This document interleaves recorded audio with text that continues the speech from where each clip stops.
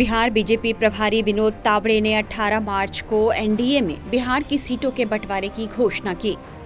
विनोद तावड़े ने एनडीए में seat sharing की घोषणा करते हुए कहा कि बिहार में बीजेपी 17 सीटों पर, जेडीयू 16 सीटों पर और लोक जनशक्ति पार्टी रामविलास 5 सीटों पर लोकसभा चुनाव लड़ेगी।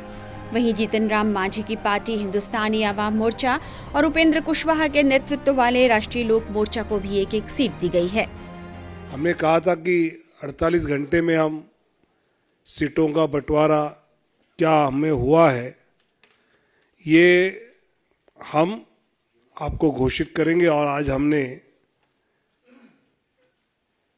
सीटें कौन सी पार्टी के चिन्ह पर एनडीए लड़ेगी, इसकी जानकारी मैं देता हूं। भारतीय जनता पार्टी 17 सीटें एनडीए के साथ लड़ेगी। जनता दल यूनाइटेड 16 सीटों पर एनडीए के साथ लड़ेगी। लोक जनशक्ति पार्टी 5 सीटों पर, हिंदुस्तानी अवाम मोर्चा 1 सीट पर और राष्ट्रीय लोक मोर्चा 1 सीट पर, ऐसे सीटों का बंटवारा हमने आपस में कर लिया है। तावड़े जिस वक्त सीट शेयरिंग की घोषणा कर रहे थे, उस वक्त उन्होंने एक बार भी राष्ट्रीय लोक जनशक्ति पार्टी के प्रमुख पशुपति पारस का जिक्र तक नहीं किया। यही बात पशुपति पारस को अंदर तक भेद गई है और वे बिहार में एनडीए के बीच हुए सीट बंटवारे में एक भी सीट न मिलने से नाराज हो गए। उनमें इस बात को लेकर नाराजगी है कि सीट शेयरिंग को लेकर ना तो उनसे कोई बात की गई और ना ही उन्हें एक भी सीट मिली। बीजेपी नेतृत्व से नाराज पशुपति पारस ने केंद्रीय मंत्री पद से भी इस्तीफा दे दिया है। इस्तीफा देते समय पशुपति पारस ने कहा कि उनके साथ नाइंसाफी हुई है।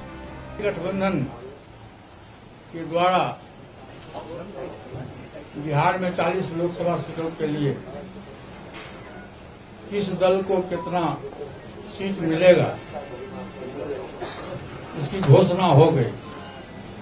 मैंने आज से 5-6 दिन पहले प्रेस वार्ता में मैंने कहा था कि हम तब तक इंतजार करेंगे जब तक एनडीए का विधिवत घोषणा नहीं होता। कल विधिवत घोषणा हो गया। हम लोग 5 सांसद थे, हमारी पार्टी में 5 सांसद थे। मैंने बहुत ईमानदारी, बहुत लगन से, वफादारी से मैंने एनडीए की सेवा की। आज भी मैं माननीय प्रधानमंत्री जी का शुक्रगुजार हूं और मैं आज भी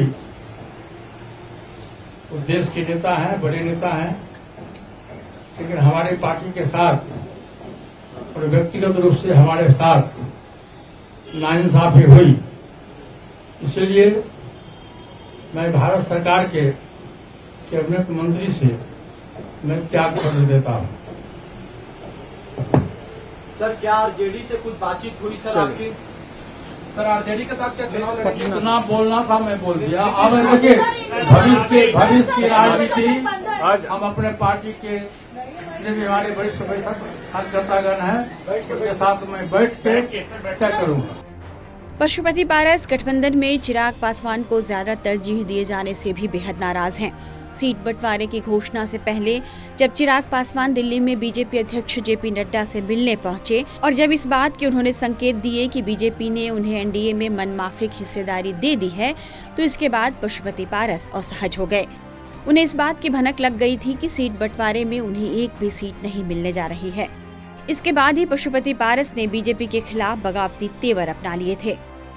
उन्होंने हाजीपुर, समस्तीपुर और नवादा में अपने उम्मीदवारों के नाम तय किए और ये साफ कर दिया कि उनके सांसद यहीं से चुनाव लड़ेंगे। एक तरह से उन्होंने धमकाते हुए अंदाज में यह तक कह दिया था कि अगर हमें उचित सम्मान नहीं दिया गया तो हमारी पार्टी स्वतंत्र है और हमारे दरवाजे खुले हैं। कुल मिलाकर चिराग पासवान ने अपनी मेहनत, अपने धैर्य और अपनी लोकप्रियता के बल पर ऐसा मुकाम बना लिया जिससे बीजेपी नेतृत्व ने बिहार में एनडीए की सीट बंटवारे में उन्हें उनके चाचा से ज्यादा तवज्जो दी और पशुपति पारस को केंद्रीय मंत्रिमंडल से इस्तीफा देना पड़ा। सीट शेयरिंग की घोषणा के बाद अपने चाचा को लेकर चिराग पासवान ने क्या कहा है, आइए आपको सुनाते हैं। ये 5 सीट्स हैं और जो घर की जो लड़ाई थी वो भी सामने दिखी इस बंटवारे से पहले। अब कैसे आप अपने चचा को मनाएंगे या फिर परिवार में शांति होगी? भाई मैंने बार बार इस बात को कहा है, परिवार के बड़े वो हैं, उन्हीं को ये फैसला लेना है। मेरे पिता के जाने के बाद परिवार के मुखिया की भूमिका में वही थे, मेरे पिता के स्थान पर वही थे। जिस तरीके से विपरीत परिस्थितियों में भी मेरे पिता ने, ऐसा नहीं है कि इससे पहले कभी परिवार पे संकट नहीं आया, इससे पहले कभी पार्टी में संकट नहीं आया, पर मेरे पिता ने इस बात को सुनिश्चित किया कि हर परिस्थिति में वो पार्टी को एकजुट रखें, परिवार को एकजुट रखें। पिता के जाने के बाद इसी भूमिका में मेरे चाचा जी थे। उनको इस जिम्मेदारी को निभाना था कि भले लाख विपरीत परिस्थितियां हों, लाख कठिनाइयां हों, पर उसके बावजूद पार्टी ना टूटने दें, परिवार ना टूटने दें। और वो पार्टी जिसको मेरे पिता ने खून पसीने से बनाया था, उस पार्टी का नाम, सिंबल आज भी फ्रीज है। कहीं ना कहीं इस बात का दुख पापा जहां पे भी होंगे उनको आज भी होता होगा कि जिस सिंबल को उन्होंने चुना था, जिस नाम को उन्होंने चुना था, वो आज भी वो फ्रीज है। इन परिस्थितियों में पार्टी और परिवार नहीं पहुंचता, ये जिम्मेदारी चाचा जी पर थी। पर बहरहाल गंगा में से काफ़ी पानी अब बह चुका है, परिस्थितियां काफ़ी बदल गई हैं। एक बात वो अक्सर कहते हैं, मैं मानता हूं कि हकीकत भी वही है, व्यक्ति नहीं समय बलवान होता है। और आज समय ने अपनी ताकत दिखाई, समय ने न्याय किया और जस्टिस प्रिवेल किया। अब आपको नहीं लगता है कि अगर वो आपके खिलाफ खड़े हो जाएं तो आपके लिए प्रॉब्लम हो सकती है? भाई आने वाले दिनों में मैं हर चुनौती के लिए तैयार हूँ, हर चुनौती के लिए मैं तैयार हूँ। और ऐसा नहीं कि इससे पहले चुनौतियां नहीं आई हैं मेरे जीवन में, मैं पिछले 3 सालों से सिर्फ और सिर्फ चुनौतियों का ही सामना कर रहा हूँ। तो ऐसे में अगर कोई और चुनौती भी मेरे सामने आती है तो उसका भी उतना ही डट के सामना करूंगा, क्योंकि ये विश्वास और पुख्ता हुआ है कि पापा का आशीर्वाद पूरी मजबूती से मेरे साथ है। भाई प्रिंस का क्या होगा? उसके लिए मेरी चिंताएं पहले भी थी, आज भी है। युवा है, नई शुरुआत थी उसकी, बट बहरहाल उसने अपने लिए कुछ फैसले किए हैं। मुझे लगता है उन फैसलों के साथ अब उसी को ही जीना है। इस 5 सीट में उनको जगह मिलेगी? जैसा मैंने कहा कि ये मेरी पार्टी एक अलग संघर्ष के दौर से निकली है। तमाम फैसले पार्टी के वो लोग लेंगे जिन्होंने पार्टी के बुरे दिनों में, पार्टी के कठिन समय में पार्टी के साथ जो दिन रात बिना लड़खड़ाए, बिना डगमगाए, एक अलग ही विश्वास और अलग ही जोश के साथ। आज की तारीख में मुझे वो 5 जुलाई भी याद आती है 2021 की, जब मुझे नहीं पता था पार्टी और परिवार टूटने के बाद कि मैं बिहार की धरती पर कदम रखूंगा तो कोई एक व्यक्ति भी मुझे मिलेगा कि नहीं मिलेगा, क्योंकि मेरा सब कुछ, मेरा पार्टी ऑफिस, मेरा संगठन, मेरे तमाम सांसद सब मुझसे छीन लिए गए थे। तो मुझे नहीं पता था कि कोई एक भी व्यक्ति मुझे मिलेगा कि नहीं मिलेगा वहां पर। वहां से मैंने अपने संघर्ष की शुरुआत की और उसमें जो लोग मेरे साथ जुड़ते गए, आज की तारीख में वो लोग मेरी प्राथमिकता है। सामंजस्य कैसे बिठाएंगे, क्योंकि आपने खुलकर विरोध किया और अभी भी मुखर रहते हैं नीतीश कुमार को लेकर, और दूसरी सबसे बड़ी ज्यादा सीट उनको मिली है, तो जदयू के साथ सामंजस्य आप कैसे बिठाएंगे बिहार में? देखिए, मुझे नहीं लगता कि सामंजस्य बिठाने में तब कोई कठिनाई आती है जब आपके लक्ष्य निर्धारित होते हैं। आज की तारीख में हम लोग बहुत बड़े लक्ष्य की ओर अग्रसर हो रहे हैं। 400 का लक्ष्य है एनडीए को जीतने का, 370 सीटें भारतीय जनता पार्टी ने अपने लिए रखी हैं, जीतनी है। ऐसे में मुझे नहीं लगता कि छोटी मोटी बातों में उलझने का कोई मतलब है। मेरे नेता, मेरे पिता ने हमेशा मुझे ये सिखाया था कि राष्ट्र हित सबसे ऊपर होता है, उसके बाद पार्टी और गठबंधन का हित होता है।